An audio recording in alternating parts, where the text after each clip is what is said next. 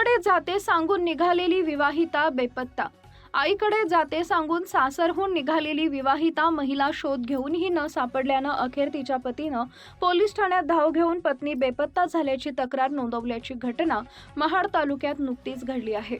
याबाबत पोलीस सूत्रांकडून मिळालेल्या सविस्तर माहितीनुसार दीपाली दिनेश शिंदे वय वर्ष 42 राहणार साकडी तालुका महाड जिल्हा रायगड ही विवाहिता महिला मंगळवार 10 जून 2025 रोजी सकाळी 11च्या सुमारास कोंढवा जिल्हा पुणे या ठिकाणी आपल्या आईकडे जात असल्याचं सांगून घराबाहेर पडली। घरातून गेल्यापासून सदर महिलेचा संपर्क होत नसल्यानं आणि नातेवाईकांसह इतर सर्वत्र शोधाशोध करूनही ती न सापडल्यानं अखेर तिचे पती दिनेश पांडुरंग शिंदे वय वर्ष 52 राहणार साकडी तालुका महाड जिल्हा रायगड यांनी सोमवार दिनांक 16 जून 2025 रोजी महाड MIDC पोलीस ठाण्यात धाव घेऊन पत्नी बेपत्ता झाल्याची रीतसर तक्रार नोंदवली आहे।